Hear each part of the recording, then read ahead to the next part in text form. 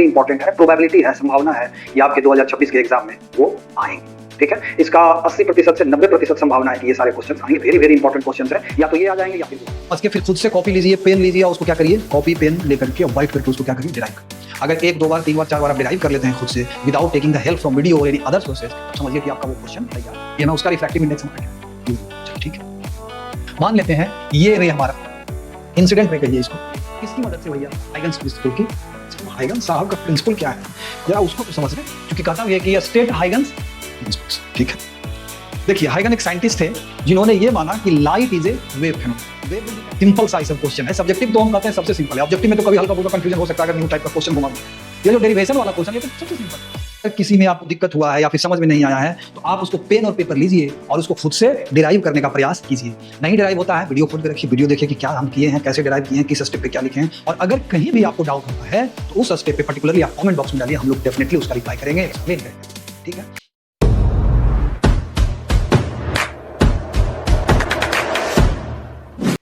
नमस्ते बच्चों।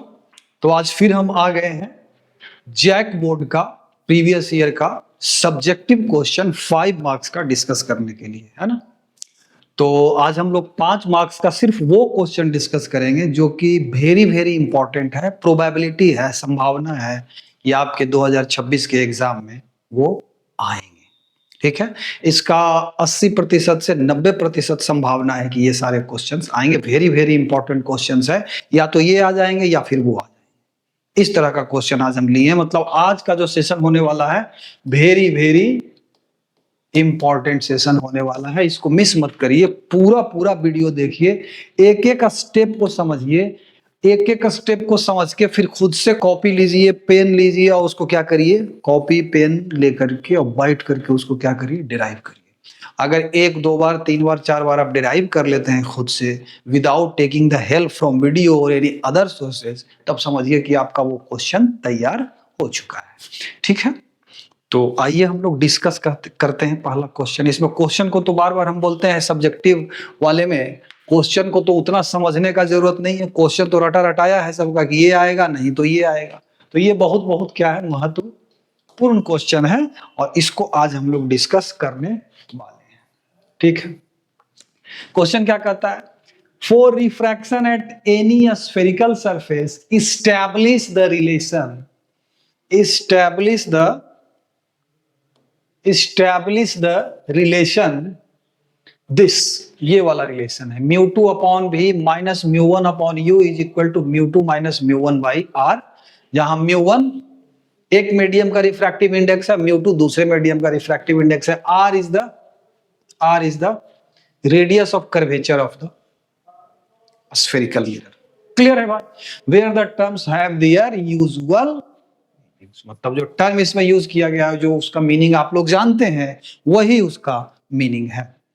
अब ये सबसे पहले समझते हैं कि यहां रिफ्रैक्शन एट स्फेरिकल सरफेस लिखता है। रिफ्रैक्शन बोले तो क्या मतलब, एक हम स्फेरिकल सरफेस लिए ऐसा कुछ, इधर का मीडियम क्या है बाबू, μ2, और इधर का मीडियम का रिफ्रैक्टिव इंडेक्स क्या है, μ1। इस तरह का सिचुएशन है, इस तरह का सिचुएशन है हमारा। चलिए ये है हमारा स्फेरिकल सरफेस। एक हम क्या ले लेते हैं बेटा जी, एक हम ले लेते हैं, उसको बोलते हैं भाई प्रिंसिपल एक्सिस। ये ले लेते हैं हम लोग प्रिंसिपल एक्सिस। क्लियर, ये हमारा क्या हो गया, प्रिंसिपल एक्सिस हो गया। अब कहता है कि एक कोई object refraction at any spherical कोई, अब एक हम छोटा सा यहां पर हम क्या ले लेते हैं, ऑब्जेक्ट ले लेते हैं। ये क्या है हमारा ऑब्जेक्ट। मान लेते हैं कि यहां हमारा लगभग यहां हमारा क्या है, सेंटर ऑफ कर्वेचर, मतलब यहां से ये डिस्टेंस हमारा रेडियस के बराबर होगा। ये स्फेरिकल सरफेस के बारे में बात करें, ये स्फेरिकल सरफेस रिफ्लेक्टिंग नहीं है, क्योंकि हमने इस साइड सिल्वरिंग की है ना इस साइड। यहां से अगर रे इस पे पड़ेगा तो इससे क्या होगा, इस सरफेस पे क्या होगा, रिफ्रैक्शन होगा रे का। ये पकड़ में आना चाहिए बात। ठीक है, चलिए ओके। अब इधर का रिफ्रैक्टिव इंडेक्स इस सरफेस के, ये सरफेस अभी इधर भी जाएगा ऐसे, तो इधर जो है मीडियम उसका रिफ्रैक्टिव इंडेक्स हमारा μ2 है, और इसके लेफ्ट साइड जो मीडियम है उसका रिफ्रैक्टिव इंडेक्स हमारा क्या है, μ1 है। चलिए ठीक है, मान लेते हैं कि ये रे हमारा इंसिडेंट रे कहिए इसको, ये हमारा रे इंसिडेंट हुआ है ना, यहां से ऐसे इस पॉइंट पे इंसिडेंट हो गया हमारा रे, ये हमारा इंसिडेंट रे हो गया। अब इस पॉइंट पे क्या होगा, इस पॉइंट को अगर ये तो प्रिंसिपल एक्सिस यहाँ P पकड़ लो, आप इसको क्या पकड़ लो बेटा, P पकड़ लो। इस पॉइंट को आप ये C ले लिए सेंटर ऑफ कर्वेचर, इस पॉइंट को आप ले लो A, इस पॉइंट को क्या ले लो A। अब यहां से रे किधर जाएगा, सीधे जाएगा, इधर जाएगा, इधर जाएगा, किधर जाएगा, ये डिसाइड करने के लिए इसके ऊपर नॉर्मल डालेंगे। हम क्या करेंगे, इसके ऊपर हम लोग एक पहले नॉर्मल डालेंगे, तभी तो पता चलेगा ना। ये यहां सेंटर से निकलेगा, ये हमारा नॉर्मल डाल दिए। ये क्या हमने डाल दिया बेटा, नॉर्मल डाल दिया। अब देखो, अगर μ2 ग्रेटर देन μ1 है, इफ μ2 ग्रेटर देन μ1, तो रिफ्रैक्शन वाले कंसेप्ट से आप जानते होंगे कि यहां के बाद जो रे जाएगा ये सीधे नहीं जाकर के इधर मुड़ेगा। नॉर्मल के टुवर्ड्स क्या होता है, थोड़ा सा उसका झुकाव बढ़ जाता है। क्यों, वही तो रेस्पेक्ट दिया इस मीडियम को, इससे ये क्या है, डेंसर है। μ2 ग्रेटर देन μ1 का मतलब क्या हुआ, ये वाला जो मीडियम इधर का है ये इससे क्या है, डेंसर है, तो रेस्पेक्ट दिया, झुक गया बेचारा रे। चलिए ठीक, झुक गया रे तो किधर जाएगा भाई, किधर जाएगा रे, किधर जाएगा वो भी पता लग जाता है। ये ऐसा कुछ कहीं इधर चला जाएगा, ऐसा कुछ कहीं इधर चला जाएगा। Clear, clear. ये इंसिडेंट रे, ये हमारा रिफ्रैक्टेड रे। मान लेते हैं कि यहां ये इमेज कहां पे बनाया इस ऑब्जेक्ट का, यहां पे बना। अब आप कहिएगा सर यही इमेज कैसे हुआ, तो एक रे हम लोग किधर से ले लें, सीधे सीधे नॉर्मली जो पड़ेगा वो तो सीधे निकल जाएगा। एक रे इधर से आप ले लो तो आपको पिक्चर बिल्कुल क्लियर हो जाएगा। एक रे इधर से ले लिए, है ना, एक रे इधर से ले लिए। ध्यान से देखिए, ये एक इंसिडेंट रे है, ये सर्टेन एंगल पे इस पे गया है जिसके कारण इसका रिफ्रैक्शन हुआ। ये हमारा क्या है, नॉर्मल है, नॉर्मल के टुवर्ड से झुकेगा। क्यों, क्योंकि μ2 ग्रेटर देन μ1 है। यहाँ पे एक रे हम इसके ऊपर नॉर्मली ले लिए, सेंटर ऑफ कर्वेचर से पास करेगा, अनडेविएटेड पास करेगा। आई पे मिला दोनों रे, दो रिफ्रैक्टेड रे कहां मिल रहा है, आई पे। तो I is the image of this object. ओ क्लियर है। अब देखो, ये हमारा नॉर्मल है, ये क्या है, हमारा नॉर्मल है। तो एंगल ऑफ इंसिडेंस क्या हो जाएगा, ये हो जाएगा हमारा। क्लियर। और एंगल ऑफ रिफ्रैक्शन क्या हो जाएगा, ये वाला रे, ये वाला हो जाएगा। नॉर्मल और रिफ्लेक्टेड रे के बीच का एंगल ऑफ रिफ्रैक्शन निकल गया। इसको आप पकड़ लो क्या, अल्फा, है ना, इसको आप पकड़ लो क्या, बीटा, और इसको आप क्या पकड़ लो, गामा। गामा नहीं पकड़ो तो अल्फा बीटा, इसको आप डेल्टा पकड़, डेल्टा पकड़, अल्फा बीटा डेल्टा, है ना, अल्फा बीटा डेल्टा। चलो ठीक है ना। एक अप्रोक्सीमेशन हम यहां करेंगे कि चूंकि ये जो स्फेरिकल सरफेस है इसका रेडियस क्या है, लार्ज, और उसका एक छोटा सा हिस्सा हम लिए हैं। तो अगर हम यहां से ये वाला एक नॉर्मल ऐसे डाल दें, क्या डाल दें, या फिर ऐसे नॉर्मल नहीं डाल करके थोड़ा दूसरा कलर से डाल देते हैं तो अच्छा रहेगा, है ना। यहां से अगर हम एक नॉर्मल डाल दें, क्या डाल दें भाई, नॉर्मल डाल दें यहां से इस प्रिंसिपल एक्सिस के ऊपर, तो ये वाला जो लेंथ है लगभग AP का जो लेंथ है, ये कर्व आपको दिख रहा होगा, लेकिन ये लेंथ और ये लेंथ लगभग क्या होगा, हमारा बराबर होगा। कहने का मतलब ये जो P है, ये जो P है, इसको हम कहां, यहीं पे मान सकते हैं, यही हमारा प्रिंसिपल एक्सिस होगा। क्लियर, इतना सा बात समझ में आ गया होगा। ये डायग्राम दिमाग में एक बार फिर से हम समझा देते हैं। ये एक हमने मिरर लिया, मिरर रिफ्लेक्टिंग नहीं है ना, ट्रांसपेरेंट है। यहां एक ऑब्जेक्ट रखा, ये हमारा प्रिंसिपल एक्सिस, दो मीडियम को ये मिरर क्या कर रहा है, सेपरेट कर रहा है। इधर का रिफ्रैक्टिव इंडेक्स μ2 और इधर का रिफ्रैक्टिव इंडेक्स μ1 है, ठीक है। ये इंसिडेंट रे है, यहाँ पे हम एक नॉर्मल खींचे जो ये सेंटर ऑफ कर्वेचर से ऑब्वियसली पास करेगा, तो ये हमारा रिफ्रैक्टेड रे है और इसका इमेज इस ऑब्जेक्ट का इमेज यहाँ आई पे बन रहा है। यही हमारा सिचुएशन है। इसको अल्फा मान लिया, ये बीटा और ये डेल्टा, ये एंगल ऑफ रिफ्रैक्शन, ये एंगल ऑफ इंसिडेंस है। क्लियर है? अब हम लोगों को कौन सा रिलेशन स्टैब्लिश करना है? ये वाला रिलेशन स्टैब्लिश करना है। चलिए ठीक है भाई। अब जरा सा पहले आप लोग देखिए कि स्नेल्स लॉ से हम लोग क्या जानते हैं? स्नेल्स लॉ से क्या जानते हैं? म्यू 1 इंटू साइन आई बराबर क्या होगा भाई? Mu 2 into sine R. होगा कि नहीं होगा ये? अरे स्नेल्स लॉ से mu 1 into sine I is equal to mu 2 into sine R. इसको इक्वेशन 1 ले लिए, है ना? आई और आर का वैल्यू हम लोग इसमें क्या करेंगे? आप पुट करेंगे, है ना? अल्फा बीटा गामा डेल्टा जो भी लिए हैं उसके टर्म में पुट करना चाहेंगे। क्यों भाई? क्योंकि हमको म्यू 1 म्यू 2 में रिलेशन निकालना है। म्यू 1 म्यू 2 में रिलेशन निकालना, उसमें भी इन्वॉल्व हो, यू इन्वॉल्व हो और आर इन्वॉल्व हो। अच्छा, तो ये हमारा क्या हो जाएगा बेटा? ये ओ से पी का डिस्टेंस ये क्या हो जाएगा? ध्यान देने वाली बात है, ये हमारा यू हो जाएगा। क्लियर? पी से ये सी का डिस्टेंस क्या हो जाएगा? हमारा आर हो जाएगा।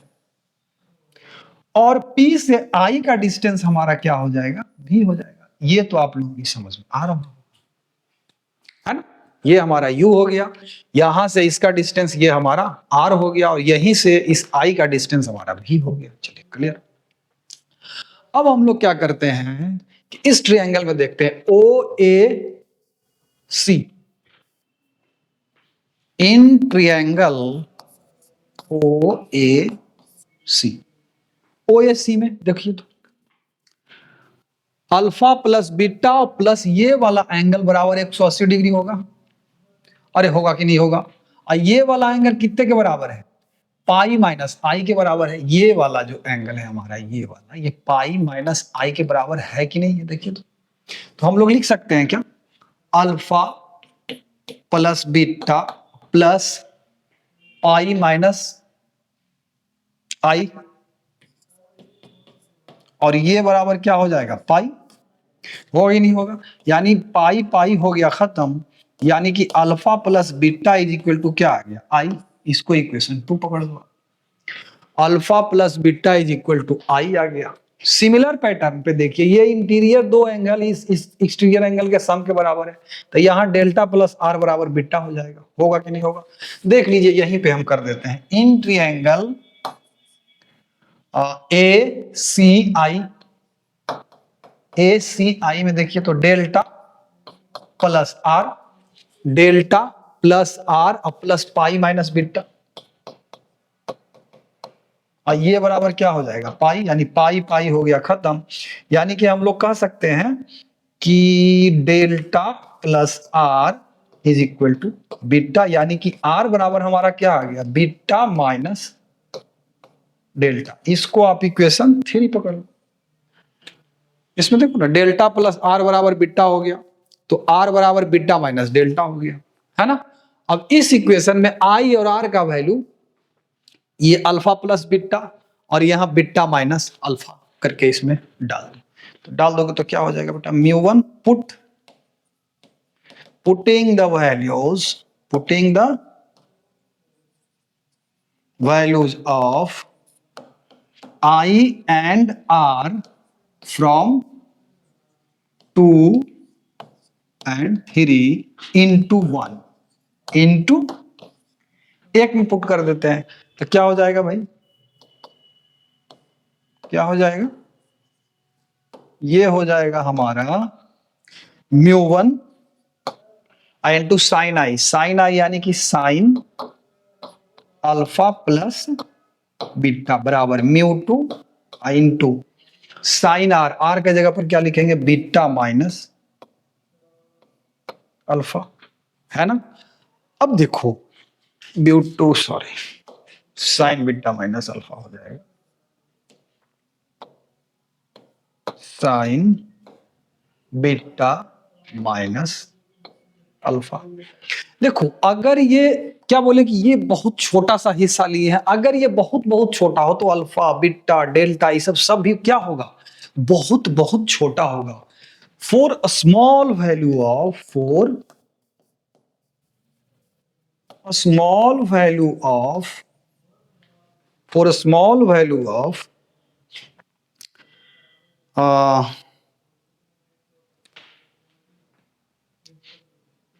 value of alpha beta and delta sin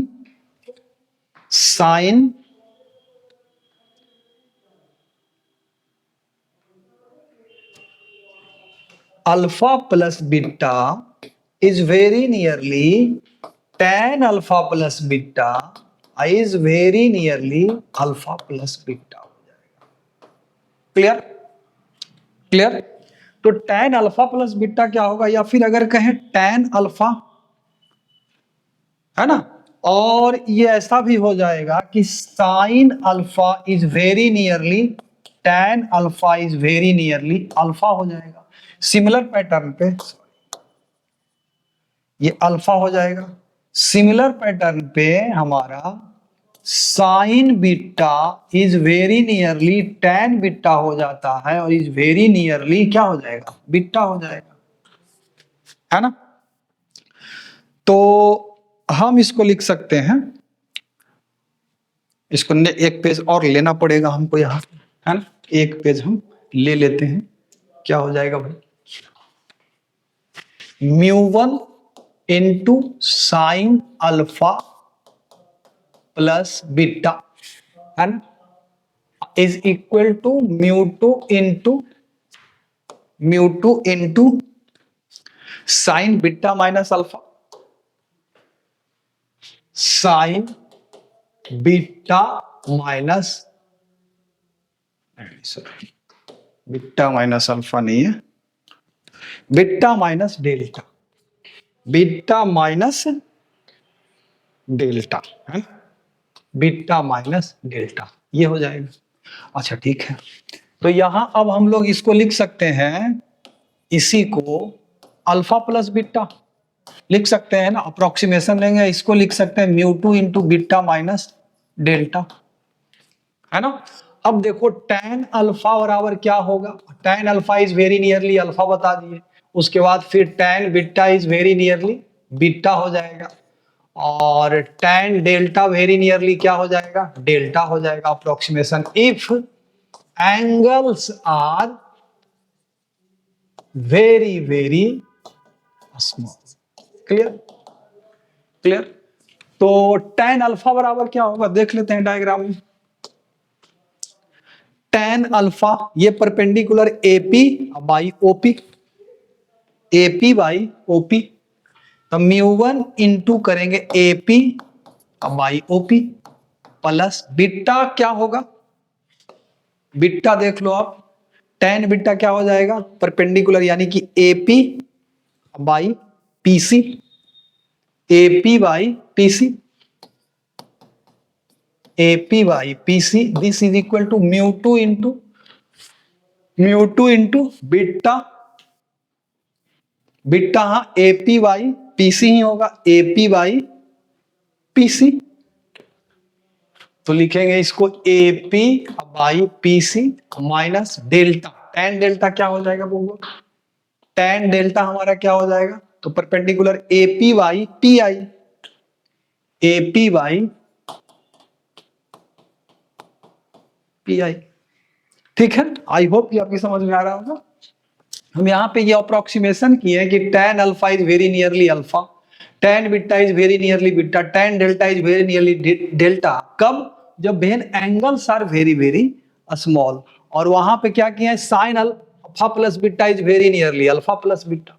तो इस तरह से अप्रोक्सीमेशन करके हम यहाँ पहुंचे। अब देखो यहां से, अब हम लोग यहां दोनों तरफ से ये AP क्या हो जाएगा बेटा, कैंसिल हो जाएगा, AP क्या हो जाएगा, कैंसिल हो जाएगा। अब इसको OP क्या है, अब जरा सा डायग्राम में देखिए, OP क्या था हमारा, OP ये है U, OP क्या है, U है, विथ नेगेटिव साइन लेंगे चूंकि लेफ्ट साइड है, तो μ1 into 1 by minus U plus 1 by P C. P C क्या है? पी से सी का डिस्टेंस रेडियस होगा ये, तो रेडियस ले लिए, बराबर mu two into 1 by P C. P C क्या है? वही रेडियस है, तो 1 by R minus 1 by P I. P I क्या है? भी पी आई क्या है? पी आई क्या है? भी है। अब देखो क्या करेंगे, mu 1 by U with negative sign plus mu 1 by R, आइए इक्वल टू क्या हो जाएगा, म्यू 2 अपॉन आर और माइनस म्यू 2 अपॉन भी। अब देखो इसको इधर ले आओ और इस आर वाले को उधर कर दो, तो क्या हो जाएगा, ये mu 2 upon V minus mu 1 upon U, ये हो जाएगा mu 2 minus mu 1 upon R. यही रिलेशन तो हमको क्या करना था बेटा, लाना था। यही रिलेशन तो हमको लाना था। तो किसका किसका हम प्रयोग किए? यहां हमने स्नेल्स लॉ का प्रयोग किया और जियोमेट्री का प्रयोग किया। एक बार डायग्राम को फिर से देख लेते हैं।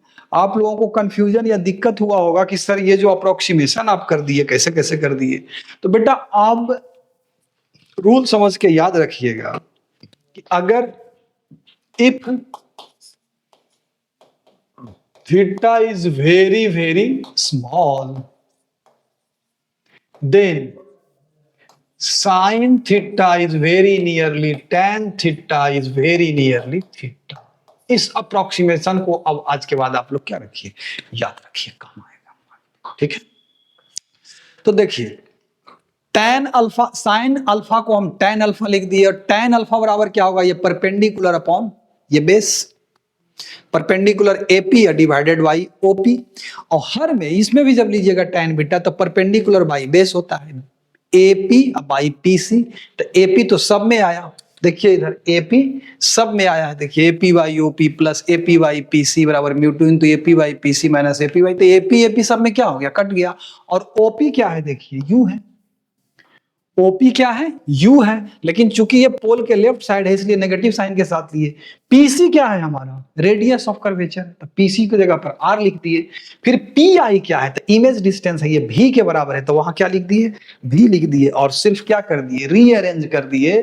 तो जो रिलेशन हमको इस्टेब्लिश करना था, ये वाला रिलेशन, ये हमारा रिलेशन आ गया। क्लियर है? इसको आप लोग एक बार खुद से ट्राई करिए, एक बार इसको खुद से ट्राई करिए, पेन लीजिए, कॉपी लीजिए, उसके ऊपर आराम से क्या करिए, ट्राई करिए, इसको डिराइव करने का प्रयास करिए। ठीक है, बहुत ही आसान है, ओल झोल वाला कुछ नहीं अप्लाई किए हैं, सीधा सीधा जियोमेट्री अप्लाई किए हैं, और थोड़ा सा ही tan थीटा को यूज कर लिए। tan थीटा बराबर sin theta is equal to very nearly, लगभग लगभग थीटा के बराबर। ठीक, चलिए अब हम लोग नेक्स्ट क्वेश्चन की तरफ बढ़ते हैं। ये इंपॉर्टेंट, ये देखिए, ये जो क्वेश्चन है बेटा, ये जो क्वेश्चन है हमारा, ये उससे भी ज्यादा महत्वपूर्ण है, जो अभी हम डिराइव किए उससे भी ज्यादा महत्वपूर्ण है, क्योंकि इसमें एक बार पूछेगा कि रिफ्रैक्शन को साबित करिए हाइगन्स प्रिंसिपल से, एक बार कहेगा कि रिफ्लेक्शन को साबित करिए। जैसे यहां क्या पूछा है, लॉज ऑफ रिफ्लेक्शन, इसको आप प्रूफ करिए किसकी मदद से भैया, तो हाइगन्स प्रिंसिपल की मदद से। अब हाइगन्स साहब का प्रिंसिपल क्या है, जरा उसको तो समझ लें, क्योंकि कहता भी है कि यह स्टेट हाइगन्स प्रिंसिपल्स। ठीक है, देखिए हाइगन एक साइंटिस्ट थे जिन्होंने ये माना कि light is a wave phenomena. Wave में भी कैसा वेव, तो मैकेनिकल और लॉन्गिट्यूडिनल वेव है ना। मैकेनिकल कहने का मतलब लाइट को एक जगह से दूसरे जगह जाने में क्या चाहिए, इसको मीडियम चाहिए, और लॉन्गिट्यूडिनल मतलब जो मीडियम है उसका जो पार्टिकल है छोटा छोटा, वो किसके एलोंग, तो वेव के डायरेक्शन ऑफ प्रोपेगेशन के एलोंग ही ऑसिलेट करता है। ठीक है, ये माने थे। अब ये प्रिंसिपल क्या दिए, ये प्रिंसिपल क्या दिए, तो प्रिंसिपल ये दिए कि every point on a wave front acts as secondary source of wave called secondary wavelets। यही इनका प्रिंसिपल है। अब आप लोगों को ये वेव फ्रंट वेवलेट समझ में नहीं आ रहा होगा, तो थोड़ा सा अगर आप लोग 11th में अगर वेव पढ़े होंगे तो जरा सा हम वेव फ्रंट को जरा सा हम आपको पहले एक्सप्लेन कर देते हैं ताकि ये जो डेरिवेशन है आपकी समझ में अच्छे से आए। वेव फ्रंट क्या होता है जरा सा समझ लीजिए, 2 से 4 मिनट लगेगा। वेव फ्रंट क्या होता है भाई? वेव फ्रंट किसको कहें? तो wave front is an imaginary surface. Wave front is an imaginary surface at every point of which the particles are oscillating in same phase। कहने का मतलब मान लेते हैं कि यहां पर एक सोर्स ऑफ वेव है ना, और मान लेते हैं कि ये चारों तरफ जाएगा। अगर ये सोर्स ऑफ वेव है तो इधर भी जाएगा वेव, इधर भी जाएगा वेव, इधर भी जाएगा वेव, इधर भी जाएगा वेव, है ना। तो मान लेते हैं कि इसको चारों तरफ एक हम स्फेरिकल सरफेस खींच दिए, इमेजिनरी सरफेस, ठीक है। अगर इस स्फेरिकल सरफेस के हर पॉइंट पर जो पार्टिकल जो ऑसिलेट कर रहा है, चूंकि अगर ये लॉन्गिट्यूडिनल वेव है तो किसके डायरेक्शन में ऑसिलेट करेगा? वेव के प्रोपेगेशन के डायरेक्शन में ही ऑसिलेट करेगा। अगर सब का सब पार्टिकल इस सरफेस पर का सारा पार्टिकल अगर सेम फेज में ऑसिलेट कर रहा है तो इस सरफेस को हम लोग क्या बोलेंगे? Wave front. क्या बोलेंगे? Wave front. ध्यान रखिएगा कि वेव का जो प्रोपेगेशन का डायरेक्शन होता है बेटा, उसके ऊपर वेव फ्रंट ऑलवेज क्या होगा? परपेंडिकुलर। अगर ये वेव का प्रोपेगेशन का डायरेक्शन है, ये अगर वेव प्रोपेगेशन डायरेक्शन अगर ये है ना, तो इसके ऊपर ये जो हम परपेंडिकुलर लाइन खींचे हैं इसको क्या बोलेंगे? Wave front. ठीक है। वेव फ्रंट मतलब क्या? इसके ऊपर वेव एक ही लाइन थोड़े ना होगा, वेव तो ये भी इधर इस डायरेक्शन में ऐसे जा रहा होगा अगर सोर्स से आ रहा होगा। तो ये जो हम लाइन खींचे इसके हर पॉइंट पर पार्टिकल क्या होगा? सेम फेज में ऑसिलेट कर रहा होगा। थोड़ा सा इसमें भी कंफ्यूजन आप लोगों को आ सकता है कि सर सेम फेज में ऑसिलेट करने का मतलब क्या हुआ? तो ये लाइन पे जहां भी कोई भी पार्टिकल अगर आप लीजिएगा तो अगर ये पार्टिकल किसी टाइम t बराबर t डैश पे राइट एक्सट्रीम पे है तो इस सरफेस पर का सारा पार्टिकल कहां होगा? राइट एक्सट्रीम पे ही होगा। अगर सारा पार्टिकल किसी टाइम t बराबर t डबल डैश पे मतलब मीन पोजीशन पे होगा तो सारा पार्टिकल उस वक्त इस सरफेस पर का सारा पार्टिकल कहां होगा? मतलब एक साथ आगे जाना, एक साथ पीछे आना, एक साथ फिर उसके पीछे जाना, फिर मीन पोजीशन पे जाना। अगर एक ही टाइम पे ये हो रहा है तो हम कहते हैं कि सारा का सारा पार्टिकल जो है इस सरफेस के ऊपर में क्या है? सेम फेज में है। तो वेव फ्रंट आई होप कि आपकी समझ में आ गया होगा। अब हमारा पर्पस है कि establish the laws of reflection. Laws of reflection on the basis of Huygens principle के आधार पर आप एक्सप्लेन करिए। तो हाइगन्स साहब क्या क्या प्रिंसिपल है भाई? तो सबसे पहले तो क्या बताए, थोड़ा सा लिख देना है। क्या बताए? कि जो ये लाइट है ये वेव फिनोमेना है। कैसा वेव है भाई? तो ये भैया मैकेनिकल लॉन्गिट्यूडिनल वेव है। मैकेनिकल लॉन्गिट्यूडिनल मतलब इसको मीडियम चाहिए और जो मीडियम पार्टिकल है वो किस डायरेक्शन में ऑसिलेट करेगा? तो वेव के प्रोपेगेशन के डायरेक्शन के एलोंग ही ऑसिलेट करेगा। तो ये कैसा वेव है भाई? मैकेनिकल लॉन्गिट्यूडिनल वेव है। हाइगन्स प्रिंसिपल क्या कहता है? तो एवरी पॉइंट, मान लेते हैं कि कोई हमारा यहां पे क्या है? लाइट का, यहां पे क्या है बेटा? लाइट का सोर्स है। ये क्या है? लाइट का सोर्स है। ठीक है। तो यहां से चारों तरफ लाइट जाएगा। अगर लाइट का सोर्स है तो चारों तरफ लाइट जाएगा, है ना, चारों तरफ जाएगा, इधर भी जाएगा, इधर भी जाएगा, इधर भी जाएगा। मान लेते हैं कि यहां पे हमारा एक वेव फ्रंट है। कैसा? Spherical wave front. कैसा wave front? Spherical wave front. तो इसका हर पॉइंट, ये मान लिया एक पार्ट के लिए, ये एक पार्ट के लिए, ये एक पार्ट के लिए, ये एक पार्ट के लिए, ये एक पार्ट के लिए और ये एक पार्ट के लिए। ठीक है। ये सारा हम पार्ट के लिए इस वेव फ्रंट के ऊपर सब सेम फेज में होगा। मान लेते हैं कि किसी टाइम t पर ई जो पार्टिकल है इसको आप क्या मान के अब चलिए, यही हाइगन साहब बोले कि every point on a wave front, ये क्या है हमारा? Wave front. Every point on a wave front acts as secondary source of wave called secondary wavelets। तो अब यहां से आप क्या बनाइए? वेव फ्रंट बनाइए। यहां से इसके पास भी बनेगा ऐसा, इसके पास भी बनेगा ऐसा, इसके पास भी बनेगा ऐसा। t बराबर t टाइम पर मान लेते हैं कि वेव फ्रंट का पोजीशन ऐसा कुछ है ना। मतलब यहां पर का डिस्टरबेंस कहां पहुंच गया है? यहां पहुंच गया है। ये हमारा वेव फ्रंट है, छोटा छोटा वेव फ्रंट है। इसको अगर सोर्स मान ले तो इसके ऊपर एक टेंजेंट अगर खींच दे ऐसे तो ये जो हमारा सरफेस बना new position of wave front हो गया। हाइगन्स साहब यही बताए थे, new position of wave front. अगर जहां तक लिखने का सवाल है, ये डायग्राम बना लेंगे, जहां तक लिखने का सवाल है इसको तो लिखेंगे कि Huygens principle states that every point on a wave front acts as the secondary source of wave called secondary wavelets. मतलब यहां सोर्स है और यहां पर मान लेते हैं किसी टाइम टी पर वेव फ्रंट का पोजीशन क्या है, यहां है, तो इस वेव फ्रंट के ऊपर जो भी सारा का सारा जो पार्टिकल है, every particle will act as the secondary source of wave. तो यहां भी सोर्स है समझ लो, यहां भी सोर्स समझ लो, इसको वेवलेट्स बोलते हैं, यहां भी समझ लो, यहां भी समझ लो। अब ये डिस्टरबेंस अपना क्रिएट करेगा, है ना, तो करेगा, तो ये अपना वेव फ्रंट मान लेते हैं कि टी डैश टाइम पे ये पोजीशन है, टी डैश टाइम पे इसका यही पोजीशन होगा, इसका ये होगा, इसका ये होगा, इसका ये होगा, इसका ये होगा, इसके ऊपर एक क्या खींच दो टेंजेंट, तो ये नया पोजीशन हो जाएगा। यही हमारा हाइगन्स साहब का प्रिंसिपल है ना, यही हमारा प्रिंसिपल है। हाँ, एक बात ध्यान देने योग्य है कि ये अगर सेम मीडियम में है तभी ये रेडियस जो है छोटा छोटा, ये जो मान लेते हैं कि इसको अगर हम आर लें, इसको अगर आर लें, इसको अगर आर लें, तो रेडियस बराबर होगा। मान लेते हैं कि t बराबर t1 पर ये है वेव फ्रंट, इसके बाद मान लेते हैं कि मीडियम चेंज कर गया, तो ये जो हमारा छोटा छोटा हम स्फेरिकल सरफेस बना रहे हैं, ये हमारा फिर रेडियस क्या होगा, अलग अलग हो सकता है। अगर मान लेते हैं कि इधर का मीडियम अलग है, इधर का अलग है, तो रेडियस अलग अलग हो जाएगा, लेकिन सेम मीडियम के लिए ये वैलिड हो। ठीक है, अब हमको इस्टेब्लिश करना है laws of reflection light using Huygens principal.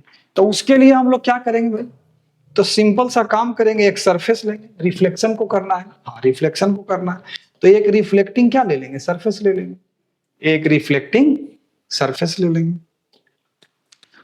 इसको इस्टेब्लिश करने के लिए हम लोग क्या करेंगे, एक रिफ्लेक्टिंग सरफेस ले लेंगे। कैसा सरफेस भाई, रिफ्लेक्टिंग सरफेस। ये हम एक मिरर ले लिए, क्या ले लिए, एक मिरर ले लिए। ये रिफ्लेक्टिंग है, नीचे में हम इसका क्या दिखा देंगे, सिल्वरिंग दिखा देंगे। क्लियर। मान लेते हैं कि इसके ऊपर एक इंसिडेंट रे ऐसे आया, है ना, कैसे आया, ऐसे आया, और दूसरा इंसिडेंट रे इसी के पैरेलल मान लेते हैं या ऐसे आ गया। ये एक इंसिडेंट रे, ये दूसरा इंसिडेंट रे। क्लियर। अब ये चूंकि रिफ्लेक्टिंग सरफेस है, तो रिफ्लेक्टेड वेव किधर जाएगा, देखो इधर जाएगा कुछ, और ये किधर जाएगा, इधर जाएगा कुछ। ये दोनों भी क्या होगा, पैरेलल होगा कि नहीं होगा हमको नहीं पता। क्लियर। ये हमारा इंसिडेंट रे है और ये हमारा रिफ्लेक्टेड है, ये हमारा इंसिडेंट रे है और ये हमारा रिफ्लेक्टेड है। क्लियर। अब अगर हम लोगों को इस पॉइंट से एक वेव फ्रंट खींचना हो, इस पॉइंट से, तो वेव फ्रंट कैसा हो जाएगा बेटा, ऐसा कुछ हो जाएगा। ये हमारा क्या हुआ, इंसिडेंट वेव के ऊपर वेव फ्रंट। क्या बताए थे, वेव फ्रंट जो होगा वेव के ऊपर, वेव के डायरेक्शन, प्रोपेगेशन के डायरेक्शन के ऊपर ऑलवेज क्या होगा, परपेंडिकुलर होगा। तो ये इंसिडेंट वेव का हमारा क्या हो गया, वेव फ्रंट हो गया, है ना। और रिफ्लेक्टेड वेव का अगर हम लोग वेव फ्रंट खींचे इसी पॉइंट से, ये रिफ्लेक्टेड रे है, इसको यहां तक आने में समय लगा, चलो ठीक है, तब तक ये तो निकल चुका था, हाँ ठीक है। तो यहां से हमारा जो वेव फ्रंट कुछ ऐसा हो जाएगा। ये एंगल क्या है बेटा, 90 डिग्री, ये भी क्या है 90 डिग्री। ये इंसिडेंट था, ये वाला हमारा 90 डिग्री हो गया। क्लियर है, फिगर समझ में आ रहा है।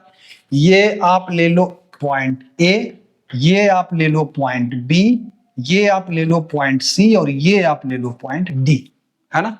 वेव फ्रंट एक क्या है हमारा एडी, एक क्या है एडी, और एक वेव फ्रंट क्या है सीबी। रिफ्लेक्टेड वेव के ऊपर वेव फ्रंट सीडी है और इंसिडेंट वेव के ऊपर वेव फ्रंट एडी है। क्लियर। मान लेते हैं कि यहां पर का डिस्टरबेंस, डी पर का डिस्टरबेंस टी टाइम में बी पर पहुंच जाता है। कितना टाइम में, टी टाइम में। तो अगर इस मीडियम में वेव का स्पीड क्या है, v1 है, तो ये वाला डिस्टेंस हमारा क्या हो जाएगा, v1 इंटू टी हो जाएगा। ये होगा कि नहीं होगा, डी से बी तक पहुंचने में। और चूंकि उसी टाइम में ये वाला वेव कहां पहुंच गया, सी पर पहुंच गया है, तो इसके लिए ए टू सी अगर यहां स्पीड v2 हो, तो इसको क्या लिखेंगे, v2 इंटू टी। सब बात समझ में आई?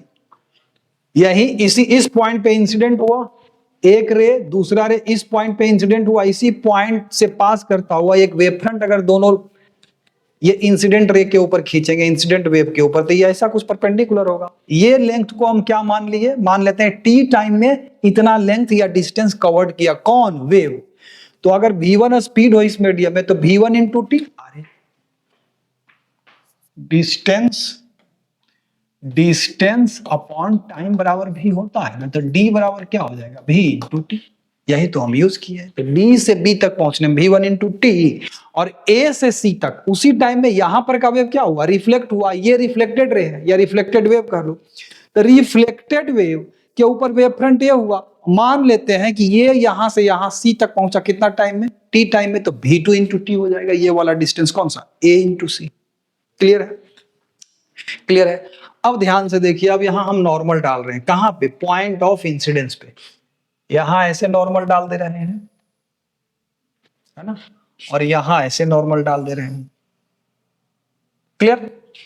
तो अब देखिए हमारा, ये हमारा क्या है, एंगल ऑफ इंसिडेंस होगा कि नहीं, और ये हमारा क्या है, एंगल ऑफ रिफ्लेक्शन। क्लियर? अब देखो, अगर ये एंगल ऑफ रिफ्लेक्शन है, कौन सा, ये वाला आर, आर हमारा एंगल ऑफ रिफ्लेक्शन है, तो ये टोटल कितना है, 90 डिग्री है ये टोटल। तो ये जो हमारा है, ये जो एंगल है, ये कितना हो जाएगा, 90 माइनस आर। ये वाला एंगल कितना हो जाएगा, ये हमको देखना है जरा सा। और ये अगर आई है तो ये वाला एंगल क्या हो जाएगा, 90 मतलब पाई बाई 2 माइनस आई। जरा ध्यान से देखिए, ये वाला एंगल होगा कि नहीं होगा। और ये अगर 90 माइनस आई है तो ये वाला एंगल कितना हो जाएगा, ये वाला एंगल, ये एंगल कितना हो जाएगा, ये जरा सा देखिए। और फिर ये वाला एंगल कितना हो जाएगा, ये वाला एंगल, ये जरा देखिए। ये एंगल पहले हम देख लेते हैं। ये 90 माइनस आई है ना, और ये क्या है, आर। तो ये टोटल एंगल कितना हो जाएगा, ये टोटल एंगल यहां से लेकर के यहां तक कितना हो जाएगा, 90 माइनस आर। ये अगर 90 है तो ये क्या हो जाएगा बेटा, आर हो जाएगा। ये बात पकड़ में आई? हाँ। अब ध्यान से देखना, ये चूंकि वेव फ्रंट है, ये इंसिडेंट वेव है, तो ये टोटल तो 90 डिग्री है। ये वाला देखो इधर, ये वाला तो 90 डिग्री है ना, है कि नहीं, ये 90 डिग्री, ये टोटल क्या है, 90 डिग्री। तो ये 90 डिग्री है, 90 में से अगर आई को घटाएं तो ये टोटल एंगल कितना हो जाएगा, 90 माइनस आई हो जाएगा। थोड़ा सा ज्योमेट्री है यहाँ हल्का सा। तो ये टोटल एंगल यहां से लेके यहां तक कितना है, 90 माइनस आई। तो ये वाला एंगल क्या हो जाएगा, आई। आप लोग जरा ध्यान से देखिए, ये वाला एंगल क्या हो जाएगा, कौन सा एंगल, डी ए बी। तो यहां लिखेंगे इन द डायग्राम, क्या लिखेंगे बेटा, in the diagram angle D A B is equal to I. Angle D A B is equal to I, देख लो जरा, D A B is equal to I and angle C B A is equal to R. देख लो diagram, एक बार और हम समझा देते हैं। ये इंसिडेंट रे, ये नॉर्मल डाले हैं, ये वाला एंगल क्या है, आई। तो ये वाला हमारा 90 माइनस आई है। क्लियर? अब देखो, ये अगर वेव फ्रंट है तो इसके ऊपर ऑलवेज क्या होगा, परपेंडिकुलर होगा। तो ये टोटल एंगल कितना है, 90 डिग्री। ये टोटल पीला वाला, ये जो लाइन, येलो लाइन है, ये वाला टोटल एंगल 90 डिग्री है। ये अगर 90 डिग्री है तो ये रेड से ये वाला एंगल, पीला लाइन और रेड के बीच में ये जो एंगल हो जाएगा 90 माइनस आई हो गया। ये 90 माइनस आई है, टोटल ये कितना, ये चूंकि नॉर्मल है सरफेस के ऊपर, टोटल ये कितना है, 90। तो 90 माइनस आई यानी कि ये आई हो जाएगा। क्लियर? उसी प्रकार से ये एंगल नॉर्मल और रिफ्लेक्टेड रे के बीच का एंगल ये कितना है, आर है।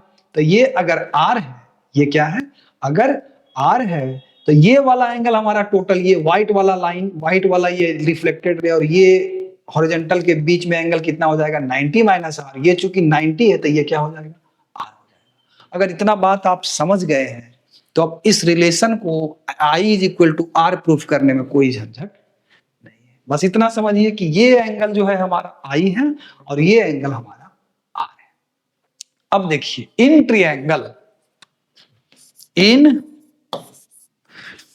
कौन सा ट्रिएंगल ले रहे हैं भाई? ए C B, A C B, ये ए सी बी में ले रहे हैं तो क्या हो जाएगा भाई? ए सी बी में क्या हो जाएगा? तो ये आप लीजिए साइन आर, साइन आर बराबर क्या हो जाएगा? परपेंडिकुलर बाई हाइपोटेन्यूज, परपेंडिकुलर ये है हमारा, ये ए सी और by A B, sine R बराबर क्या हो जाएगा? देखो साइन आर बराबर, ये चूंकि आर के सामने का ये परपेंडिकुलर और ये हमारा क्या हो जाएगा? हाइपोटेन्यूज। तो परपेंडिकुलर क्या है? A C by A B, A C by A B, ये बराबर क्या? ए सी कितना के बराबर है? ए सी क्या है? V two into T, V two into T divided by A B. इसको आप पकड़ लो इक्वेशन नंबर 1। फिर इन ट्रिएंगल कौन से ट्रिएंगल में? A D B, A D B, in triangle A D B, है ना? Sine I is equal to क्या होगा इसमें? देखो आप साइन आई, आई तो ये वाला हमारा क्या होगा? परपेंडिकुलर हो जाएगा साइन आई, यानी कि बी इंटू डी, साइन आई बराबर क्या हो जाएगा? बी डी, बी डी और डिवाइडेड बाई ये ए बी, होगा कि नहीं होगा? अब बी डी बराबर क्या है देख लो आप, बी डी बराबर है V one into T, B D बराबर है वी वन इंटू टी और ए बी तो ए बी है ही, इसको क्या मान लो आप? Equation number 2। सिंपल है। In triangle A C B, R, R के सामने का ये जो साइड है ये क्या होगा? परपेंडिकुलर होगा, तो परपेंडिकुलर बाई हाइपोटेन्यूज यानी कि A C by A B, A C by A B लिखे। ए सी का वैल्यू क्या है? वी टू इंटू टी के बराबर, तो V two into T by A B. उसी प्रकार से इन ट्रिएंगल ए डी बी में देखिए, ए डी बी में देखिए साइन आई, साइन आई इसके सामने का जो साइड होगा परपेंडिकुलर होगा, ये परपेंडिकुलर बाई हाइपोटेन्यूज, परपेंडिकुलर यानी कि D into B by A B, D into B by A B, मतलब D B by A B. D B कितने के बराबर है? D B V one into T के बराबर है। फ्रॉम 1 एंड 2 देखो ए बी बराबर क्या आ गया? 1 और 2 को देखो, ए बी बराबर क्या है? V two T by sine R, A B बराबर क्या है? V two T by sine R बराबर, ए बी बराबर इससे क्या है? V one T by sine I, V one T by sine I. अब देखो टी टी तो खत्म हो गया, सेम टाइम लिए थे, अब वी वन बराबर वी टू होगा, चूंकि ये जो इधर का मीडियम है सेम ही है ना, एयर ही है ना, तो वी वन बराबर वी टू। यहां से हम लोग क्या कह सकते हैं भाई कि 1 बटा साइन आर बराबर 1 बाई साइन आई। क्यों? क्योंकि v1 बराबर v2 बराबर c बराबर speed of light, speed of light in air, है ना? क्लियर? यानी कि हम कह सकते हैं यहां से साइन आई बराबर साइन आर, यानी कि कह सकते हैं कि आई बराबर आर। यही तो होता है, angle of incidence is equal to क्या होना चाहिए? Angle of reflection. तो हमारा हाइगन्स प्रिंसिपल के आधार पर हम आई बराबर आर क्या कर दिए? यहां प्रूफ कर दिए। यही हमको क्या करना था? रिलेशन निकालना था, I is equal to R. Clear है? आई होप कि आपकी समझ में आया होगा। इसको भी आप लोग पेन पेपर लेकर एक बार 2 बार जरा ड्राइव करने का कोशिश कीजिए, शुरू से डायग्राम बनाइए, शुरू से वीडियो को देखिए, अगर समझ में नहीं आता है तो फिर से वीडियो को रिपीट करके देखिए कि समझ में आ रहा है कि नहीं आ रहा है। ठीक है, नेक्स्ट पे चलते हैं।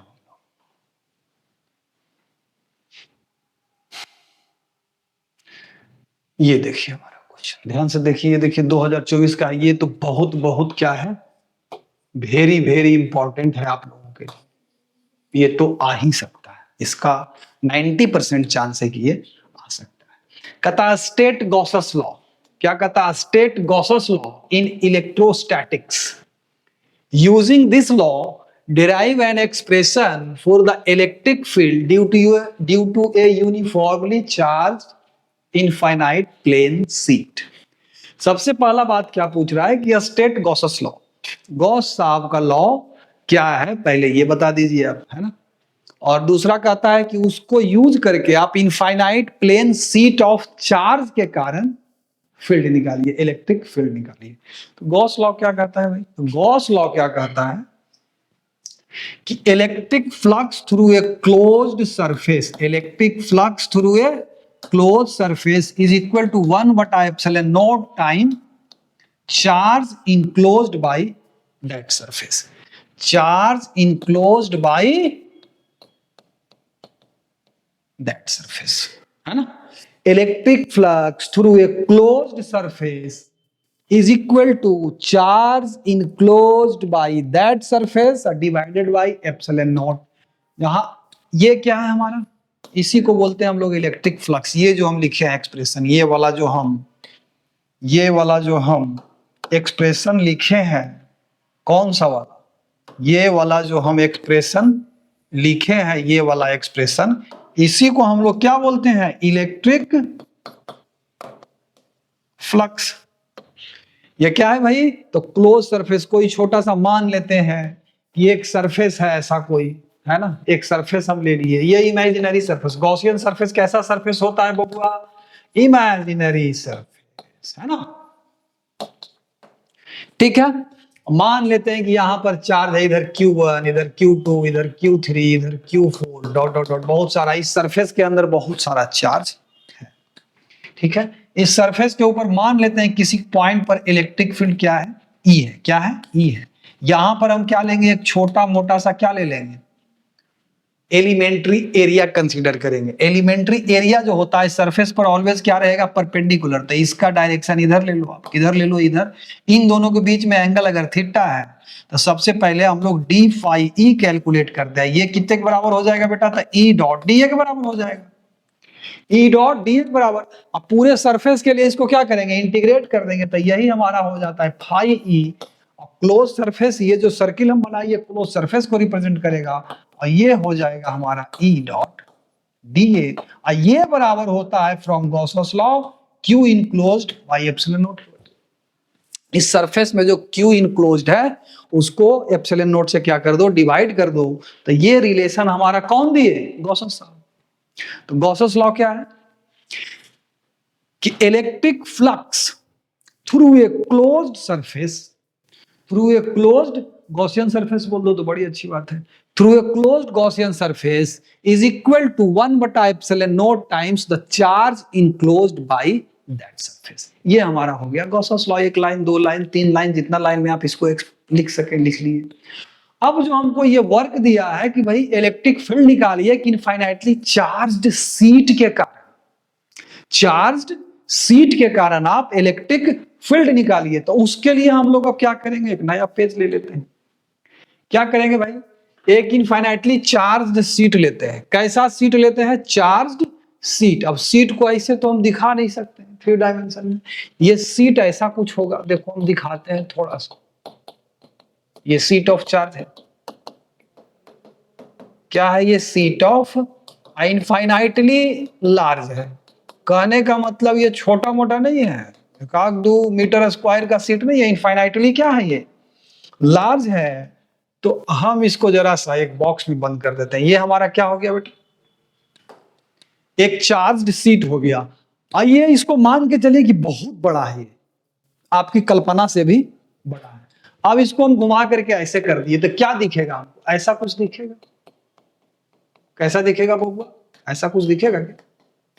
अरे दिखेगा कि नहीं दिखेगा, दिखेगा सर, बिल्कुल दिखेगा। ये ऊपर भी लंबा, ऊपर तक गया, ये नीचे भी जा रहा है, नीचे तक। इस सीट को हम ऐसे घुमा दिए, ऐसे ऐसे, ये इस बोर्ड के ऊपर परपेंडिकुलर है ये, ठीक है। मान लेते हैं कि यहां से हम थोड़ा सा डिस्टेंस आर पर, थोड़ा सा इस पॉइंट पी पे हम इस सीट के कारण इलेक्ट्रिक फील्ड निकालेंगे। इस सीट के कारण क्या निकालेंगे, इलेक्ट्रिक फील्ड निकालेंगे। और अप्लाई क्या करना है बेटा, गॉस लॉ। अप्लाई आपको क्या करना है, गॉस लॉ। तो गॉस लॉ अप्लाई करने के लिए पहला जो स्टेप होता है, कंसीडर ए गॉसियन सरफेस। तो यहां पे हम लोग एक सिलिंड्रिकल गॉसियन सरफेस लेंगे। कैसा? एक सिलिंड्रिकल गॉसियन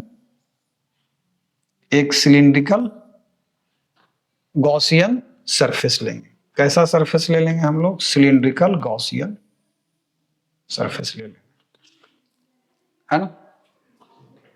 कैसा सरफेस लेंगे? सिलिंड्रिकल गॉसियन सरफेस ले लेंगे, है ना? इसका रेडियस आप क्या पकड़ लो, इसका रेडियस इसका क्या पकड़ लो, आर पकड़ लो आप, है ना? ये डिस्टेंस ये अगर आर है तो इसका टोटल लेंथ क्या हो जाएगा? 2r हो जाएगा। होगा कि नहीं होगा? होगा कि नहीं होगा? होगा सर, होगा, बिल्कुल होगा, है ना? अब देखो, इस पूरे जो सिलिंड्रिकल गॉसियन सरफेस है, इसके थ्रू टोटल फ्लक्स इन क्या हो जाएगा इस सरफेस के थ्रू? तो देखो, सिमेट्री से एक बात क्लियर है कि इस पॉइंट पर इलेक्ट्रिक फील्ड इधर होगा, कहीं इस सरफेस पर तो इधर होगा, कहीं भी होगा तो इससे आउटवर्ड ही होगा इलेक्ट्रिक फील्ड। तो अगर सरफेस ये जो ये एलिमेंट्री एरिया वेक्टर होता है वो ऑलवेज सरफेस पर क्या होगा? परपेंडिकुलर। तो ये जाएगा ऊपर, इलेक्ट्रिक फील्ड इधर। तो ये जो गोल वाला सरफेस है इसके कारण इलेक्ट्रिक फ्लक्स क्या हो जाएगा? जीरो। क्या हो जाएगा बेटा? जीरो हो जाएगा। फिर इसी प्रकार से इधर लेंगे तो इधर इलेक्ट्रिक फील्ड ऐसे हो जाएगा, है ना? और इधर इलेक्ट्रिक फील्ड यहां भी ऐसे होगा, ये इधर एरिया वेक्टर ऐसे हो जाएगा। तो इधर ये जो गोल सरफेस है ऐसा, इसके कारण इलेक्ट्रिक फ्लक्स क्या हो जाएगा? जीरो हो जाएगा। तो अगर हमसे कहे कि टोटल इलेक्ट्रिक फ्लक्स इसका निकालिए, तो इलेक्ट्रिक फ्लक्स φ1 क्या हो गया? ड्यू टू कर्व्ड सरफेस, ये जो कर्व्ड सरफेस है उसके कारण इलेक्ट्रिक फ्लक्स क्या हो जाएगा? तो इंटीग्रल क्या लिखेंगे? इंटीग्रल ई और डॉट डी ए, और ई और डी के बीच का एंगल क्या है? 90 डिग्री। तो ये क्या हो जाएगा? जीरो। क्यों? क्योंकि cos 90 डिग्री बराबर क्या होता है? जीरो। क्लियर हो गया। तो अब हमारा इलेक्ट्रिक फ्लक्स किसके कारण निकालेंगे? फ्लैट सरफेस के कारण। तो फाई टोटल, अच्छा फाई टोटल नहीं है, कर्व सरफेस के कारण ही होगा। अच्छा, φ2 मतलब फ्लैट सरफेस, इधर भी एक फ्लैट सर्कुलर हो जाएगा। तो इसके कारण इलेक्ट्रिक फ्लक्स क्या हो जाएगा भाई? तो इलेक्ट्रिक फील्ड मान लेते हैं यहां पर क्या है? ई है, यहां से आर डिस्टेंस पर ई है।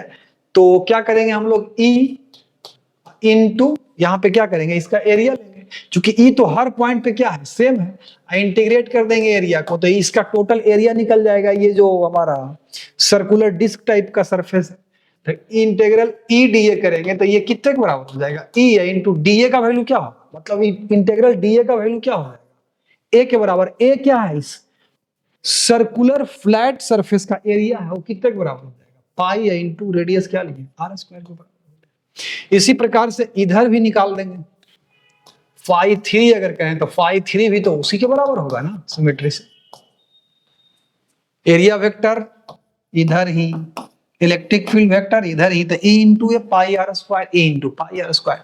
तब टोटल फ्लक्स जो हो जाएगा क्लोज्ड सरफेस के पास, 0 plus 2 into E into pi R square. तो ये हो जाएगा 2e 2 pi E R square. होगा कि नहीं होगा? टोटल फ्लक्स इतने के बराबर हो जाएगा। अब हमारा काम रह गया बेटा कि इसके थ्रू इनक्लोज्ड इस सरफेस के थ्रू, चूंकि देखो गॉसस लॉ क्या कहता है? गॉसस लॉ हमारा कहता है this is equal to Q enclosed by epsilon. तो इस कंसीडर्ड गॉसियन सरफेस के द्वारा चार्ज इनक्लोज्ड कितना है? अगर क्यू इनक्लोज्ड कहें तो ये कितना है? तो क्यू इनक्लोज्ड के लिए मान लेते हैं कि जो सीट ऑफ चार्ज है इसका सरफेस चार्ज डेंसिटी कितना है? सिग्मा। सिग्मा क्या? तो charge per unit area. Sigma क्या? Surface charge density, that is charge per unit area. तो इसका एरिया कितना है? जितना इनक्लोज्ड कर रहा है ये वाला सरफेस, उसका एरिया कितना है? Pi R square. तो चार्ज इनक्लोज्ड क्या हो जाएगा? Sigma into pi R square. अरे इसका भी तो एरिया जो ये इनक्लोज्ड करा है, इसको ऐसे अगर घुमाओगे तो ऐसा कुछ दिखेगा ये सरफेस। इसका भी रेडियस क्या? आर ही होगा ना, इसका जो रेडियस वही इसका रेडियस। तो पाई आर स्क्वायर इसका क्या हो गया? एरिया हो गया। सिग्मा अगर सरफेस चार्ज डेंसिटी है इस सीट का, तो sigma into pi R square. अब अप्लाइंग गॉसेस लॉ, अप्लाई कर देंगे क्या, गॉस साहब का लॉ अप्लाई कर देंगे, गॉस साहब का लॉ अप्लाई कर देंगे। वो क्या कहता है भाई, तो ये E dot total electric flux जो होता है enclosed charge divided by epsilon naught. तो ई डॉट डी टोटल कितना है, 2 pi E R square, 2 pi E into R square है। ये बराबर क्या होगा, क्यू इनक्लोज्ड, क्यू इनक्लोज्ड कितना है, sigma into pi R square. ये हमारा चार्ज इनक्लोज्ड हो गया और डिवाइडेड बाई क्या होगा, एप्सिलॉन नॉट। तो देखो एक बात देख लो ध्यान से, ये हमारा पाई और ये हमारा आर स्क्वायर, तो चला गया, चला गया। तो हमारा ई का वैल्यू कितना आ गया, electric field sigma by 2 epsilon not, sigma by 2 epsilon not. यही हमारा क्या हो गया, यही हमको रिलेशन क्या करना था, इस्टेब्लिश करना था। ये ऑब्वियस है कि अगर इनफाइनाइटली लार्ज शीट है तो उसके कारण जो इलेक्ट्रिक फील्ड है वो डिस्टेंस से क्या है, ये हम स्मॉल आर लिए थे, उसका तो कोई जरूरत ही नहीं पड़ा। डिस्टेंस से क्या है, इंडिपेंडेंट, ये constant. Near the surface of infinitely large sheet of charge electric field क्या होता है, सिग्मा बाई 2 एप्सिलॉन नॉट के बराबर होता है। ठीक है, आई होप कि आपकी समझ में ये डेरिवेशन आया होगा। इसको अगर नहीं समझ में आया है तो इसको फिर से एक बार देखिए, इसको एक बार फिर से आप रिपीट करके देखिए, समझ में डेफिनेटली आएगा। ठीक है, चलिए नेक्स्ट क्वेश्चन की तरफ चलते हैं।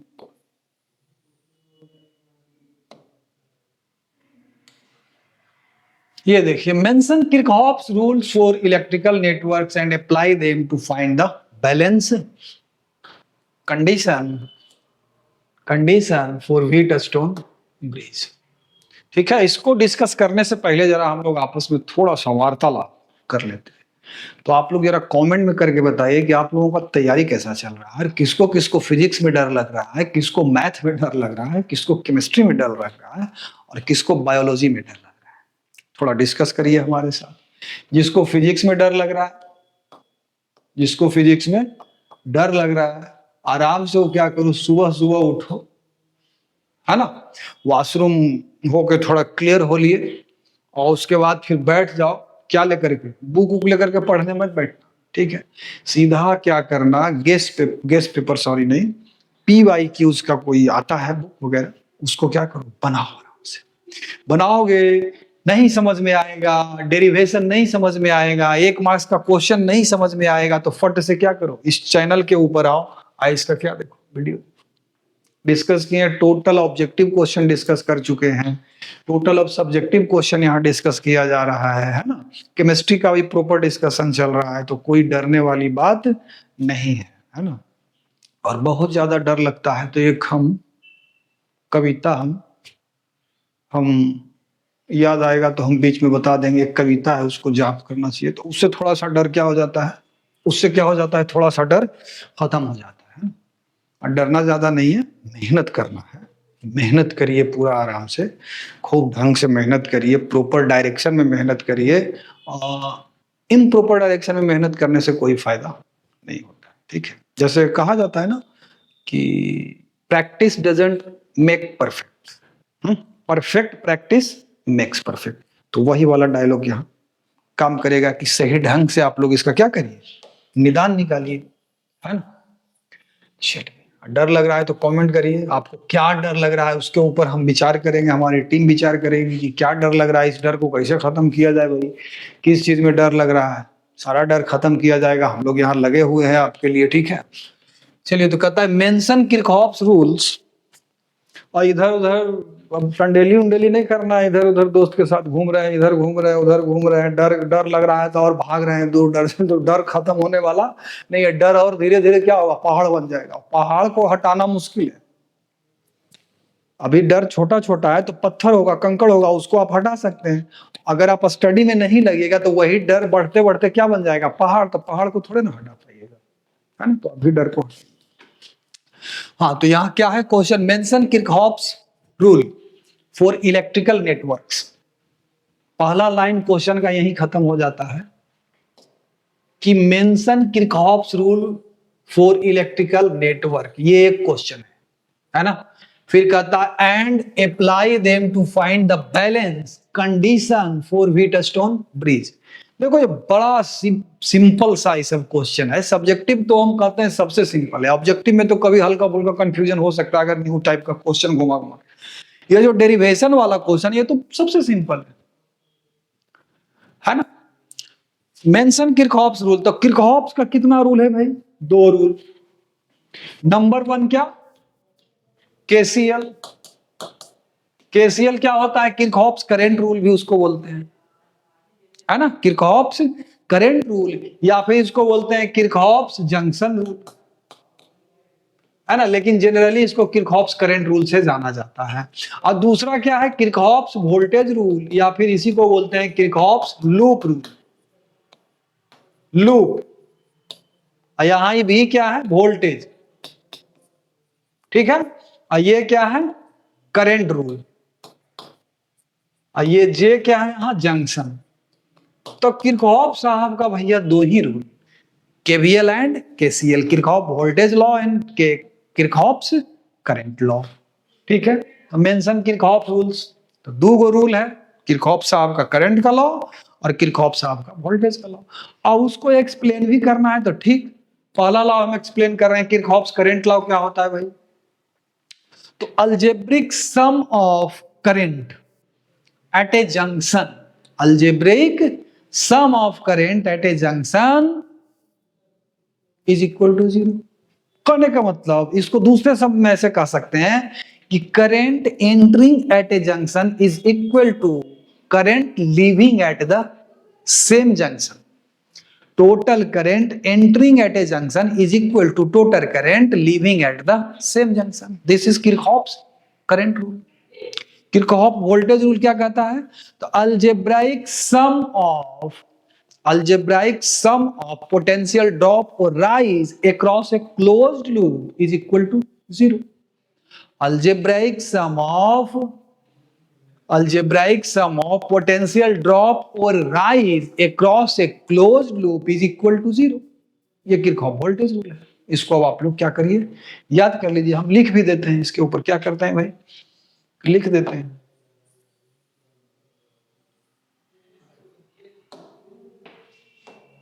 केसीएल क्या कहता है? केसीएल क्या कहता है भाई?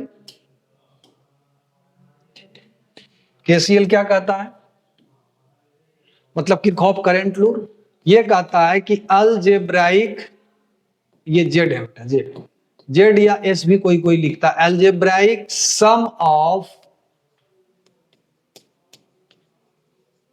Current at a junction is equal to 0। दूसरे शब्दों में क्या कह सकते हैं इसको? कि करंट लीविंग, यहां टोटल लगा लेना, total current leaving at a junction is equal to total current entering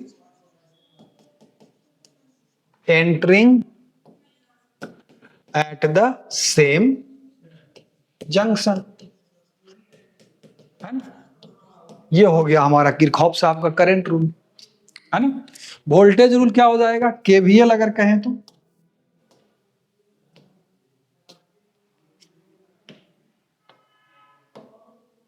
Kirchhoff साहब का वोल्टेज रूल क्या हो जाएगा भाई? वोल्टेज रूल के भी एल, किरचॉफ वोल्टेज रूल, ये किरचॉफ करंट रूल। तो किरचॉफ वोल्टेज रूल क्या कहता है? ये भी कहता है कि अलजेब्राइक सम ऑफ राइज और drop in voltage across a closed loop, जरा पूरा स्टेटमेंट लिखिएगा, closed loop is equal to क्या? 0। अल्जेब्राइक सम ऑफ राइज और drop in voltage across a closed loop is equal to 0। ये हो गया हमारा किरचॉफ का वोल्टेज लॉ। दो लाइन लिख दिए। अब हमको व्हीटस्टोन ब्रिज पे आना है। व्हीटस्टोन ब्रिज क्या कहता है? And apply them to find the balance condition. Condition निकालना है। व्हीटस्टोन ब्रिज बैलेंस होने का क्या निकालना है? कंडीशन निकालना है। तो एक पेज ले लेते हैं, व्हीटस्टोन ब्रिज समझ लेते हैं। अब कंडीशन क्या होता है वो लिख देते हैं, है ना, स्टैब्लिश कर देते हैं उसको भी। तो व्हीटस्टोन ब्रिज क्या होता है भाई? तो ये 4 रेजिस्टेंस होता है। क्या होता है बाबू? ये ऐसा कुछ एक रेजिस्टेंस ले लिया, फिर ऐसा कुछ दूसरा रेजिस्टेंस हम ले लिया, ऐसा कुछ तीसरा रेजिस्टेंस हम ले लिया, ऐसा कुछ चौथा रेजिस्टेंस हम ले लिया। यहां से यहां एक गैल्वेनोमीटर कनेक्ट कर लो, है ना। इसको आप पकड़ लो R1, इसको पकड़ लो R2, इसको पकड़ लो R3 और इसको पकड़ लो R4। और यहां से क्या करो कि एक बैटरी को कनेक्ट कर दो। ये हमारा बैटरी का ईएमएफ मान लेते हैं ई है। ये हमारा स्विच हो गया R1 R2 R3, है ना। अब ये पॉइंट 1 ले लो, ये पॉइंट 2 ले लो। क्लियर? ये जो हम डायग्राम बनाए इसको क्या बोलते हैं? Wheatstone bridge. बैलेंस कंडीशन से क्या मतलब है हमारा? बैलेंस कंडीशन क्या मतलब? बैलेंस कंडीशन से मतलब है कि R1 R2 में एक रेशियो और R3 R4 में एक रेशियो ऐसा लाइए जिसके कारण इसमें इस गैल्वेनोमीटर में डिफ्लेक्शन क्या हो जाए? 0। कहने का मतलब V1 इस 1 पॉइंट पर पोटेंशियल अगर V1 कहें, यहाँ E2 पर V2 कहें, तो V1 बराबर क्या हो जाए? V2। अगर V1 बराबर V2 हो जाता है for particular ratio of this two resistances R1 और R2 का रेशियो, R3 और R4 के रेशियो के लिए, तो हम लोग कहते हैं कि ये व्हीटस्टोन ब्रिज क्या है? बैलेंस है। मतलब V1 बराबर क्या है? V2 है। मतलब गैल्वेनोमीटर में डिफ्लेक्शन क्या है? 0। क्लियर? अरे क्लियर है। तो इसके लिए अब हम लोग क्या करेंगे भाई? तो यहां पर का हम लोग किसी प्रकार से क्या निकाल दें? वोल्टेज निकाल दें, है ना। यहां पर का हम लोग क्या निकाल दें? वोल्टेज निकाल दें। तो यहां से शुरू करते हैं। कौन सा लॉ लगाएंगे हम लोग? केवीएल लगाएंगे। यहां से शुरू करते हैं पॉइंट 2 से। V2 अप्लाई, और मान लो इधर से करंट कितना आ रहा है भाई? I। इधर से कितना आ रहा है? I। और इसमें कितना जा रहा है? I1। और इसमें कितना आ रहा है? I2, है ना। इसमें तो करंट क्या है? बैलेंस कंडीशन में इसमें करंट क्या है? 0। अरे इसमें करंट 0 है ना। बैलेंस कंडीशन में V1 बराबर क्या है? V2। अब यहां से हम शुरू करते हैं, यहां तक जाएंगे और क्या लगाएंगे? अप्लाइंग KVL इन लूप 2 1, इसको 3 पकड़ लो, इसको 4 कर पकड़ लो, 2 3 1 2।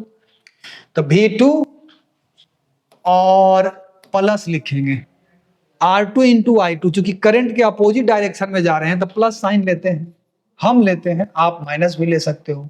तो फिर करंट के डायरेक्शन में आपको प्लस लेना पड़ेगा, बस यही ध्यान रखना।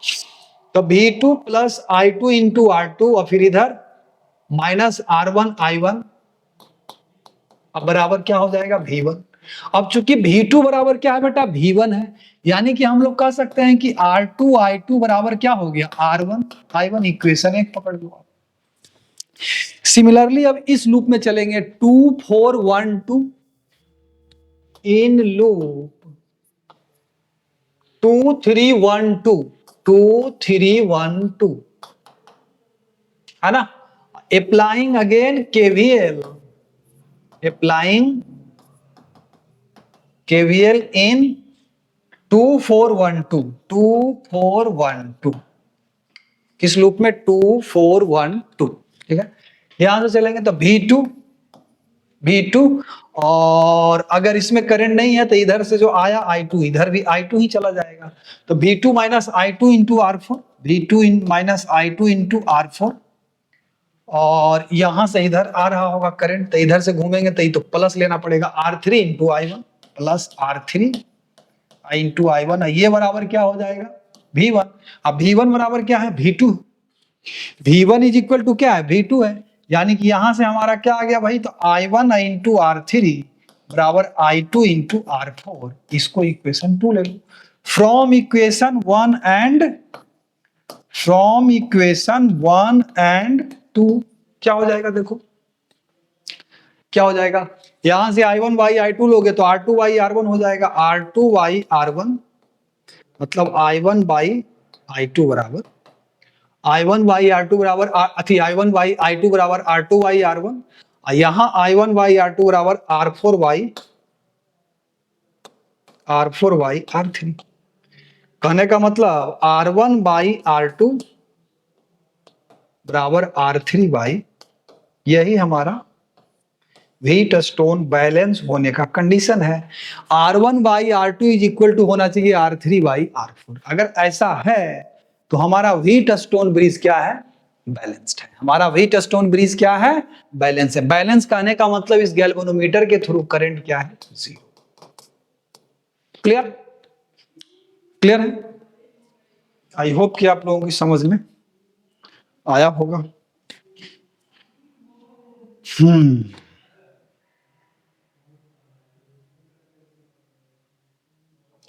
ठीक है बच्चों, नेक्स्ट क्लास में हम फिर से 4 या 5 सब्जेक्टिव क्वेश्चन लेंगे और उसको बोर्ड पे आपका डिस्कस करेंगे। इसके ऊपर अगर किसी में आपको दिक्कत हुआ है या फिर समझ में नहीं आया है तो आप उसको पेन और पेपर लीजिए और उसको खुद से डिराइव करने का प्रयास कीजिए। नहीं डिराइव होता है, वीडियो खोल के रखिए, वीडियो देखिए कि क्या हम किए हैं, कैसे डिराइव किए हैं, किस स्टेप पे क्या लिखे हैं। और अगर कहीं भी आपको डाउट होता है तो उस स्टेप पे पर्टिकुलरली आप कमेंट बॉक्स में डालिए, हम लोग डेफिनेटली उसका रिप्लाई करेंगे, एक्सप्लेन करेंगे आप लोगों के लिए। ठीक है, और जल्दी ही यहाँ कोर्स भी लॉन्च होने वाला है और बायोलॉजी का भी वीडियो अपलोड होने वाला है, जल्दी ही आप लोगों के लिए आएगा। और जल्दी ही हम आप लोगों के साथ लाइव डिस्कशन करने वाले हैं, लाइव क्लास में आएंगे। बहुत जल्द ये सब भी होने वाला है। मैथ का भी लाइव क्लास चलेगा, फिजिक्स का भी चलेगा, केमिस्ट्री का भी चलेगा, बायोलॉजी का भी चलेगा, सबका लाइव क्लास चलेगा। और आप लोगों का जो भी डाउट आ रहा है, हम समझ रहे होंगे, हम समझ रहे हैं कि आप लोगों का डाउट आता है, आप लोग कमेंट में नहीं पूछते हो, कमेंट में पूछिए ताकि हम लोग पता चले कहाँ आपकी समझ में नहीं आ रहा है, हम लोग एक्सप्लेन करेंगे उसको। लाइव क्लास में आप लोग लाइव डाउट कमेंट करिएगा, उससे हम लोग आप लोगों को रिप्लाई करेंगे। ठीक है, ऑल द बेस्ट, तैयारी जम के करते रहिए और आनंद में रहिए, टेंशन में नहीं रहना है। ठीक है, टेंशन में नहीं रहना है। चलिए, धन्यवाद।